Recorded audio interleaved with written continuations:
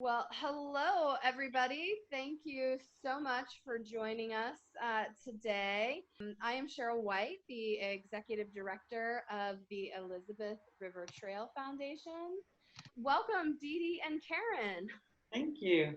Thanks. So wonderful to be with you today. Thanks so much. The Elizabeth River Trail is a 10.5 mile multi-use trail here in Norfolk, Virginia.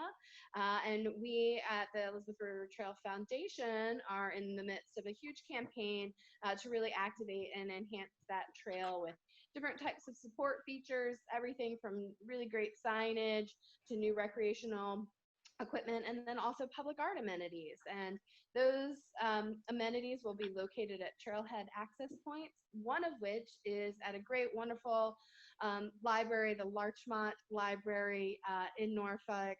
That's right on Hampton Boulevard towards the north end of the trail. It's really nestled along the river.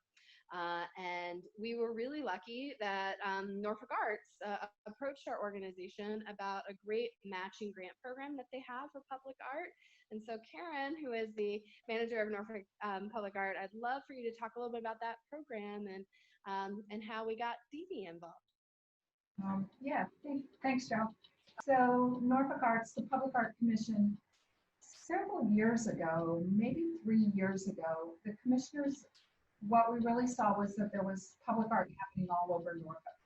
And there were lots of private development, which we call anybody who's not city as private development. We're doing art projects that we thought we could help. We could help with some money and also with the process of how to find artists. So we set aside actually 3 little pots of money, of $25,000 pots of money that we invited people to match. So this is a $50,000 project with a match from the Elizabeth River Trail, and I think is our very first one. We're also doing a project with EVMS and one with Coastal Virginia Plain Air and Ocean View, and working with 2 of the new hospitals that we feel like the program's been really successful, so have offered it again.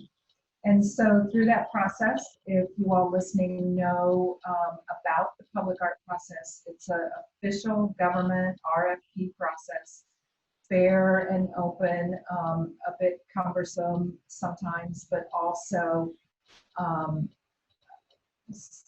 I think works pretty well in terms of having a community of people help make the decisions. And so we have the River Trail and people from the library and people from the Larchmont community all sat on a committee and talked about what they wanted the RFP to look like, what our highest hopes for the artwork were, and then reviewed. And I didn't look up, Cheryl, I don't remember. Do you remember how many artists applied?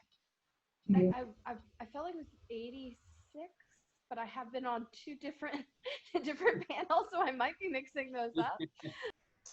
So we went through a process and hired,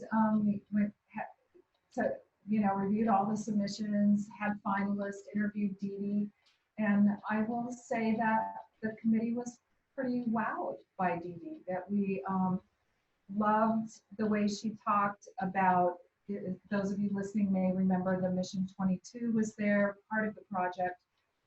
We encouraged an artist to reuse some of those spaces, which DeeDee has embraced the idea. And I hope maybe DeeDee will even talk about her ideas of why reusing those spaces is really kind of nice content.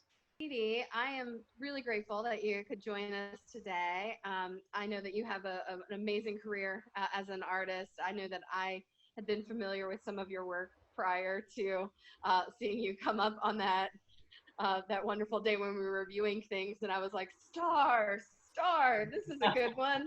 That's somebody I think could do something. But I have been really impressed by the process that you've done and how you've engaged our community. So this has been a wonderful project for me to be involved in, because it really combined a lot of the elements that I think can be so powerful with public art. When a community writes a mission statement for the art that's really specific, it's very much helps an artist in their creative process design sort of what they want to say through in the three-dimensional space. I did not start out as an artist. I started actually off as an economist, and I started taking art classes when I lived in London. At night after work, I would ride my bike, and I fell in love with the field of sculpture. And that was when I encountered really large monolithic scale art for the first time. Yorkshire Sculpture Park, Henry Moore's house, just really some Barbara Hepworth, some artists that I don't even know that we had. I mean, we had David Smith, we had a Caldwell, we had Calder, a lot of artists that I was familiar with, but I was actually able to engage with those pieces in their environment. And I said at that point, if I could ever do anything in my life, that's what I'd really love to do. So it's been a long, hard haul to be a public artist, but I'm finally sort of hitting my stride. So it's been a great process for me, because I think the thing that's the most powerful part about public art, for me, it's really less about the artist than it is about the story. And so if I do my job well, I become your storyteller. Public art really is about good and effective storytelling. And when public art works, it marries the story that the city wants to communicate, or the citizens or the people involved with funding the art, really communicate that message three-dimensionally in an environment where people form emotional attachments to the art. And when that happens, that's the power of public art. You see tremendous, not only do people become engaged with public art, there are a lot of other positive effects that come out of it with regards to economic development. So there are a lot of things that married lots of my passions as a person with the form of art. So I guess I've been in the field about 15 years, but it's really been in the last probably 6 or 7 that I've been able to work on a national scale. And it's just been a tremendous opportunity. There's cities of all sizes, small cities now that really know the power of art. I mean, I have a project in Bowling Green, Ohio, and the women in Bowling Green, they tore a building down and they were going to put a parking lot up, and they decided they would rather speak to the community through art.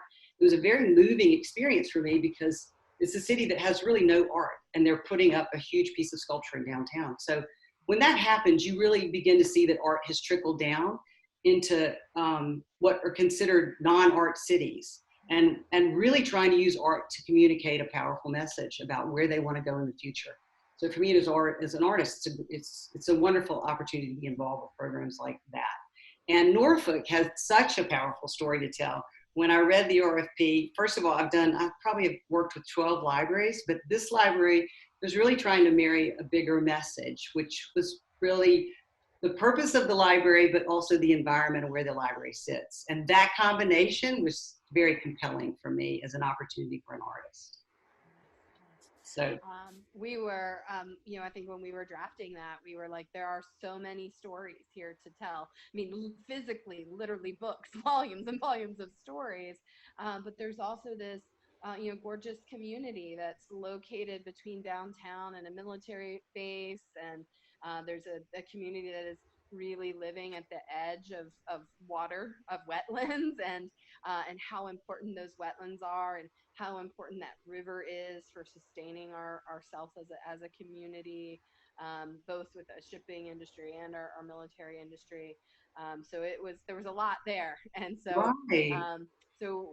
I remember you coming back and showing us some initial designs, working with us, and you also worked with somebody else in the community.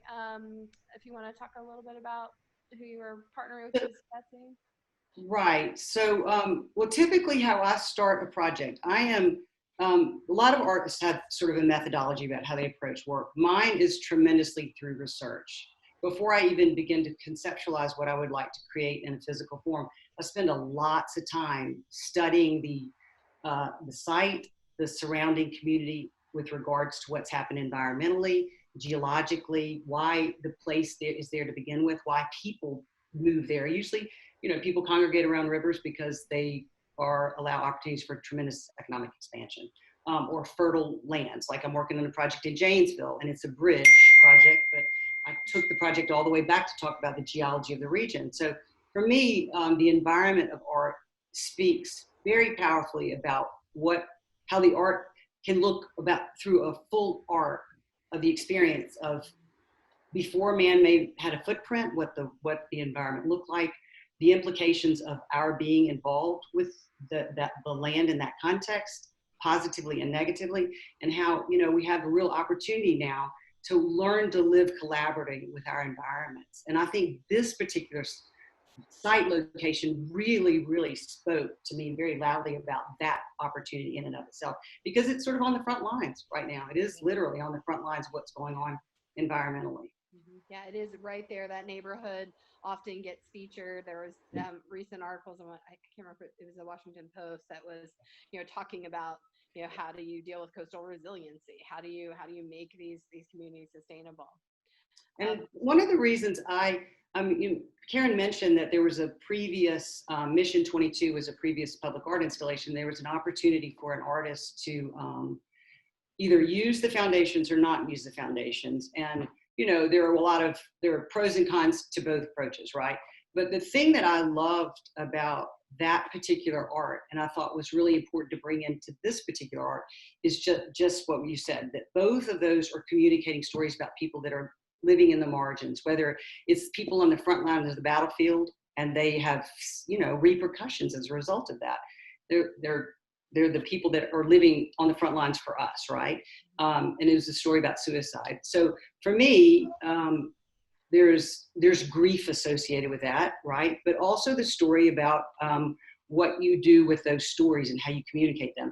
And the reason I named the piece "The Future is in the Margins" because it's the same thing is true with the small biodiversity that lives in microclimates that are wetland climates, that those climates have evolved over millions and millions of years, and they work collaboratively and successfully together to facilitate healthy ecosystems. And when you disrupt them, you disrupt that pattern, and you lose your species, you lose your pollinators, you lose your birds.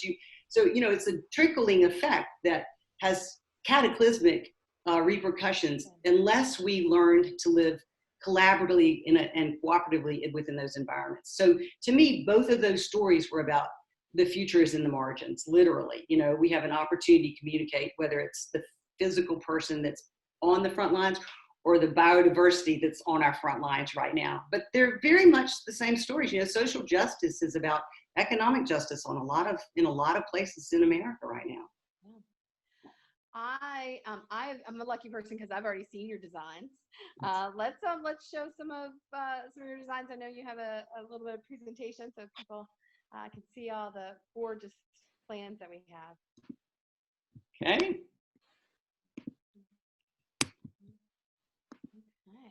Got you up. Wonderful. So I love this map. That sort of really was a big inspiration for me when I was thinking about the immensity of the space.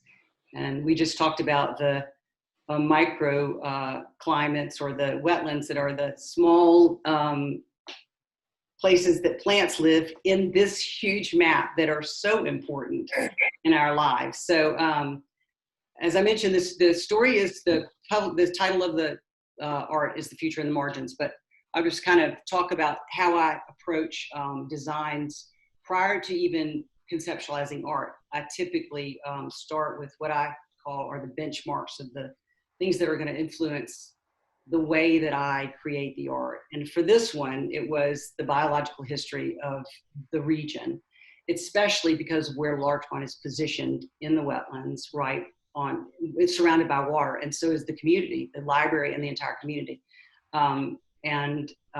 We've seen tremendous change in the since the turn of the century, but I don't even know that we knew that we were seeing the change until probably the last 10 or 15 years. Now we're all experiencing those changes rapidly and dramatically. So the James River and the Chesapeake Bay wetlands have, you know, over the last 100 years have diminished in size by, I think, about 70%.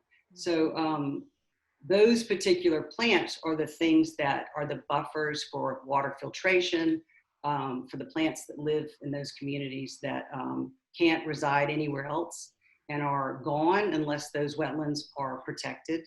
And so it's also a story about environmental resilience. I think that once people are aware of the environments they live in and they can learn to fall in love with them, and they have an emotional experience or an interaction with them that's either educational or just about the beauty of where we live, we tend to respond differently, and we tend to be much more collaborative or cooperative with our environment. So for me, this was part of the opportunity to tell a really powerful story. So those were sort of the influencers that guided the art. And it really is a story about how to reimagine Norfolk and the Larchmont way, in a way that can foster resilience for the people living in the community, but also for the plants that are living alongside the people that live in the community. You know, resilience is a process that means that you have to understand sort of the closed loop nature of how everybody interacts with our environment, and has its own set of implications.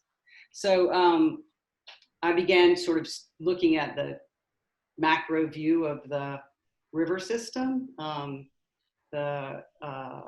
and really loved all the maps that I saw. And I went to the library and looked at the changes in the wetlands and the changes in the sort of the loss of the wetlands from the 1900s until now. And that image kept coming back to me. And I think that's why when I opened the presentation, I really opened up with the Elizabeth River watershed, because it's a vast, vast system that's been so incredibly important to the region for the economic development of the region, but also for the beauty. I mean, it's just spectacular when you drive around. I was moved by everywhere you go, there's water. It's just an incredible environment to live in. So I thought the majesty and the immensity of it was very compelling. So I sort of kept bringing the conversation about biodiversity came back in, and how you marry that sort of macro view of this immense sense of place with the location of the Larchmont Library, which is literally, you walk into the back of it and you're on the water almost immediately. And the combination of those two is sort of how I began bringing the art into focus. And I really did want to build on what was the foundations that were there previously, and also the opportunity of telling sort of an open book story. And so I used the foundations and created a form. Anyway, so I'm getting a little ahead of myself. I went and cataloged the wetland grasses, the flowering plants, the pollinators that live in this area, and sort of just selected some of the ones that I thought were either powerful because they're endemic and native and very critical to the watershed, or to the being on the front lines of protecting, and without those particular watershed wetlands, we lose those specific species, especially if they're endemic to a region. So I just started, making a list of the ones that I thought were the most interesting or had great forms and shapes. Part of the story is about how communities that are on the front lines, when you walk, especially in Larchmont, when you walk out of your backyard, you're on the water. You see the art that you see the art that I'm trying to create in your backyard, so to speak. So I began isolating species out and thinking about how I could take this macro approach and looking at the Elizabeth watershed in its entirety, and yet Larchmont Library is right on the front lines of this story. So building from the frames that were there before, this is the sort of the Elizabeth River watershed, it's in entirety. So I really wanted the center frame to be where you'd see the macro view of the place, the immensity of the place. And then the two outside frames would be, as you'll see right here, would be the species that live in your community. You're on the front lines in your community that are working hard every day to filter your water, to, even when you're asleep. So the opportunity for me as a spectator is that you're the link between the two. You're the person that stands there and has the responsibility to understand how both of these are important, and especially with sculpture. So sculpture sort of is meant to be instead of it's not like a painting. A painting hangs on a wall. You can't really go around it. You can't really engage with it in the same way. A sculpture is meant to be in your environment. It's almost meant to interact with you. So this, to me, was a perfect opportunity to leave it up to the translation for the viewer, to be the conduit between understanding the big picture being this entire ecosystem, and the small picture being the frames that flank it on either side, which are the microclimates and the micro biodiversity that's in your area, which is different in all areas in the Elizabeth watershed. They're not, every region has its own unique species, which I think is a really important part of this story. So what you do in your own backyard can really, really have an impact individually and collectively.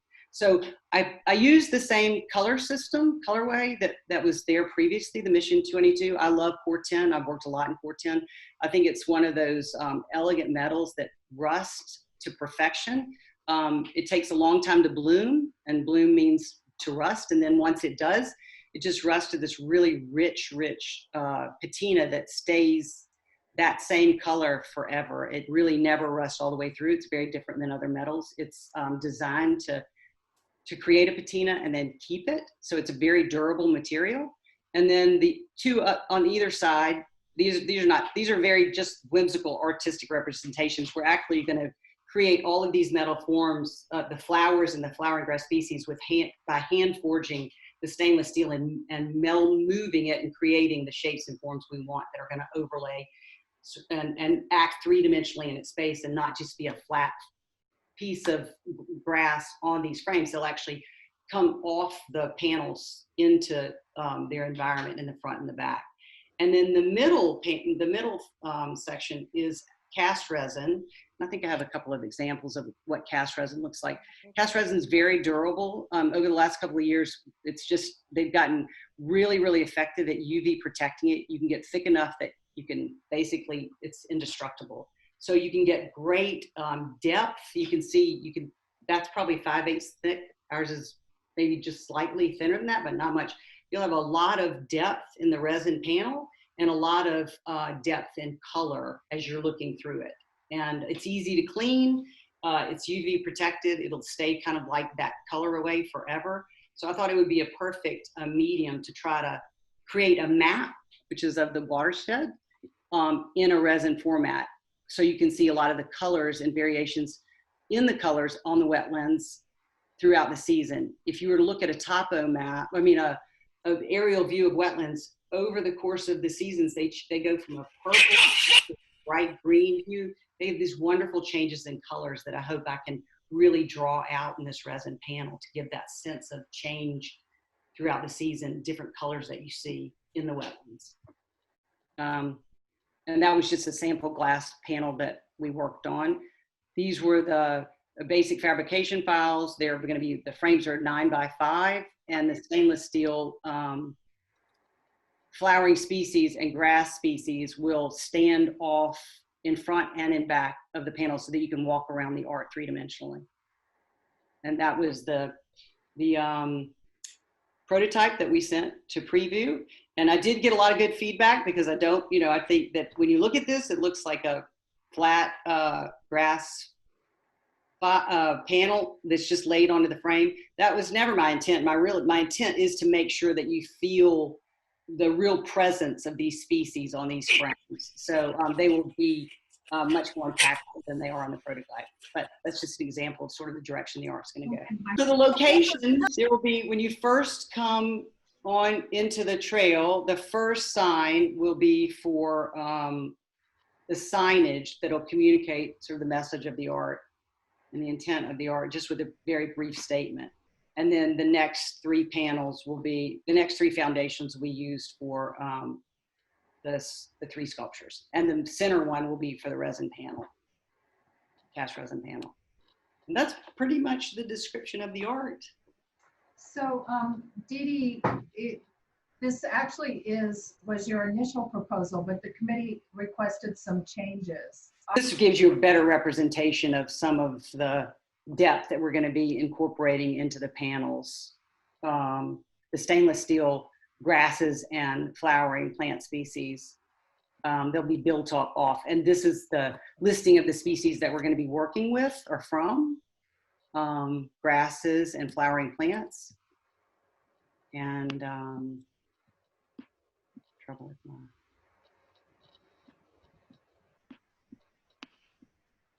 and that's just a data sheet that I did for support on the UV protection on the panels. And we had a little concern about there might be coal ash, and I just wanted to, explain that the resin is very easily cleaned. It does not. It's easy to clean and easy for maintenance. So that actually is a better final view of the sculpture.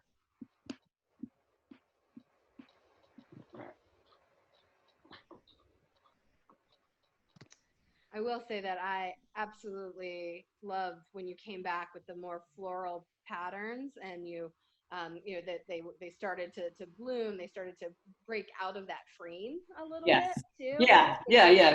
Really lovely, and just really thought that kind of note, that kind of just really elevated it. And I am so excited to see how you're going to forge that metal. And those, so well, you know what, I do have, I can show you another, so I'm not sharing my screen yet, am I?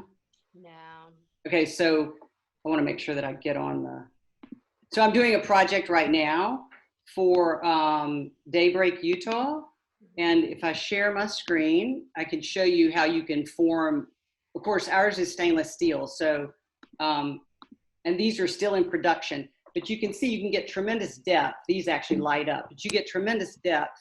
And when you start bending and forging metal under heat. Mm-hmm. So these are big, these are like 4 feet, but you'll be able to bring some of that off the frame into the physical environment around those frames with the same effect on the hibiscus and the other flowering species we've selected. I am curious, is this the first time that you used the resin material? It is, but we've done several samples, which I think I've sent. Karen, didn't I send you a few of the samples? I've sent images of the samples. And next week we're pouring, so we're graduating up. We poured like 3 or 4, one about 12 by 12. And next week we're doing an 18 by 18. We're trying to make sure all the colors are right.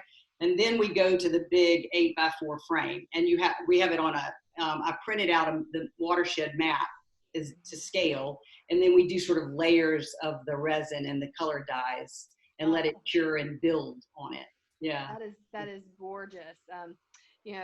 Norfolk has a huge history of glass. It's one of the largest glass collections here in our museum, and there's been such a world where resin has really started to come into play, and you're able to get some more fluidity in those colors. Like exactly right, yeah.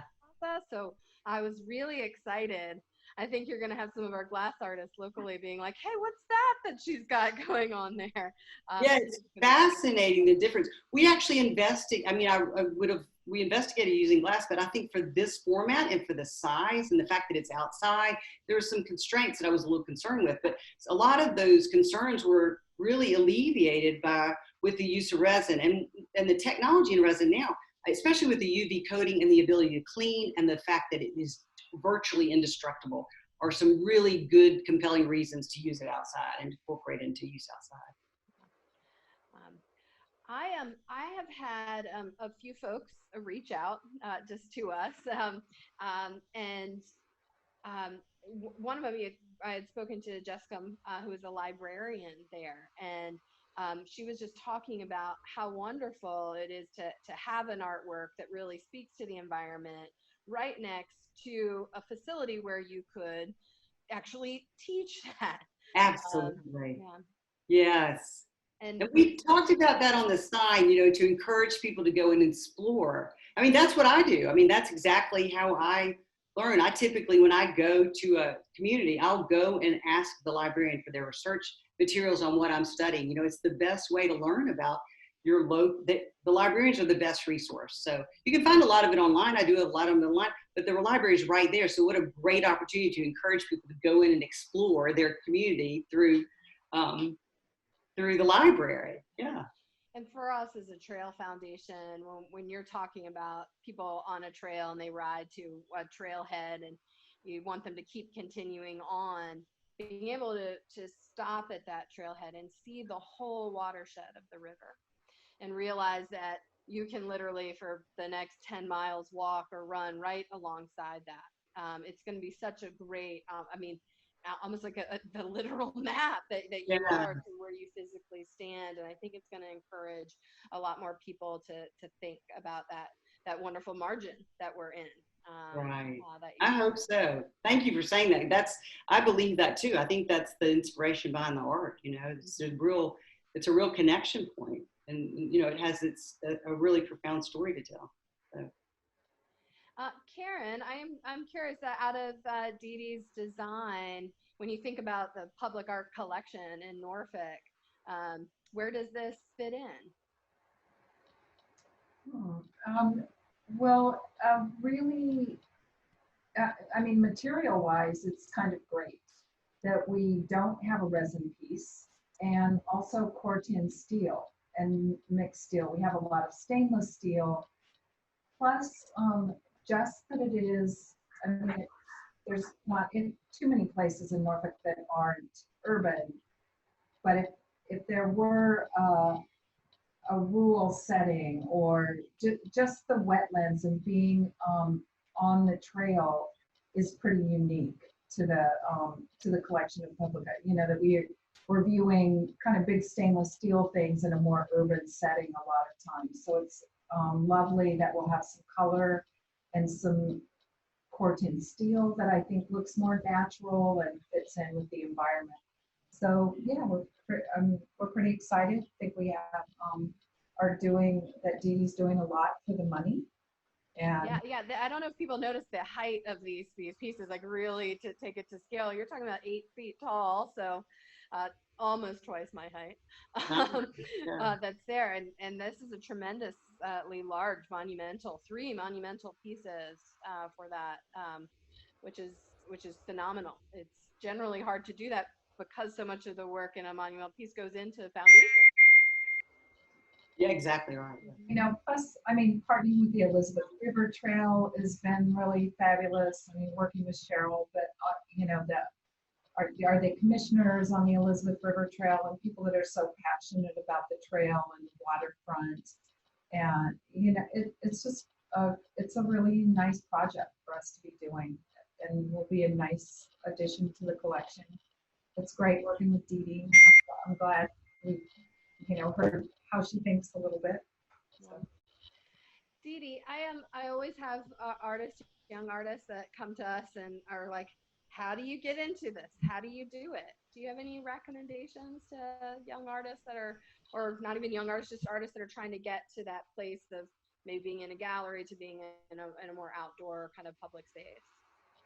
Yeah, you know, the one thing I love about public art is that it's really a level playing field. I mean, you do have to get your foot in the door with the first piece of public art, but there are a lot of there are some pros and cons to art on loan programs. But the pro for an artist is that for the ability to install your something for your portfolio, you have access to that. So you do that a couple of times, and you sort of can prove that you can deliver artwork, you can install it, and so those platforms, and there are a lot of them in the United States. It's called Art on Loan, but it allows a sculptor or an artist to at least get in the field and get their work seen. And once you have enough of those, public art really is sort of a level playing field. All of it predominantly is through RFPs. So if you have the stamina to do a lot of RFP work, eventually you can start getting work. I mean, it's a hard process, but it's you know, as far as fairness goes in the arts, it's people see your work and you get selected based on the work you've done previously. So there is, and it's a growing field. You know, I think it's one of the, I say all the time, you know, it's probably the least understood of the arts for the magnitude that it has now. I mean, I have, you know, there are 20, 30 RFPs that you see going out kind of every month or every 6 weeks. So there's a lot of opportunity for public art in America right now. And I also would say one of the things when I talk about public art to people, it's so much about collaboration. It's, That it's a privilege to make public art, to be out there. So you have to be really conscious of working with a community, and quite often you're working sometimes in a space where you're telling their story and that kind of sensitivity. And then quite often you're also working with a lot of people because the scale that you're on. So you have to have relationships with fabricators and engineers and be able to do that. You have really got a strong connection with people that you work with. Any advice to people trying to get yeah. those relationships started?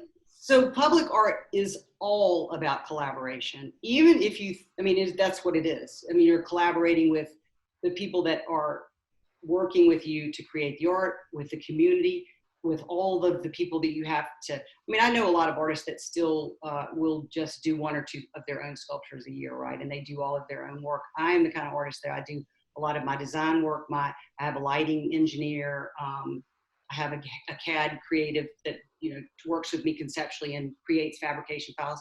So a lot of what I do is a collaborative process. I'm working with Georgia State on an augmented reality platform for one of my sculptures, where when you go up and engage with the art, you're going to have, so there's, you know, that to me is a way to incorporate technology on sort of the cutting edge and bring art to where you really can get the art to tell its own story, you know, and it's about women and they get to tell their story alongside this art. So it's a really fascinating collaborative process with Georgia State. So you also have to have tremendous patience. I mean, public art is not about you as an individual. It is you sort of saying, how can I work best with others to create a piece of artwork that is really nothing about me and really about everybody else in the room. And that is a unique way of collaborating. I think that's where the power of public art lies, but inherently, because you are dealing with layers of people's with opinions and a long process for creating art, there is a level of I don't want to say frustration, let's say opportunity. But I mean, that is a part of the process of creating public art. And I can tell you great stories, and I can tell you, you know, I mean, I'm in a process with Marta right now, and I think I'm on my third station. And, you know, that's required for reasons that are outside of my control. And that requires a lot of patience and perseverance.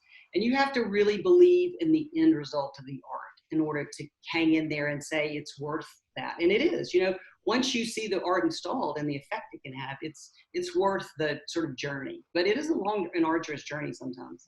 So I just want to thank Karen for all your work in Norfolk to bring public art here. Thank you, DeeDee, for joining us. But we are really grateful to have these gorgeous, gorgeous pieces coming here the trail. So thank you guys so much. If you need to contact the trail, you want to find out more, reach out to us, ElizabethRiverTrail.org. You can also follow the trail. You can follow DeeDee Morrison Sculpture and Norfolk Arts to find out about new coming projects for us, as well as some of these amazing 11 projects that DeeDee has coming too. So stay tuned for more information, and thanks again for joining us today. Thank you so much. For doing it. Thanks, Dee. Thanks, Karen. Bye-bye. Bye.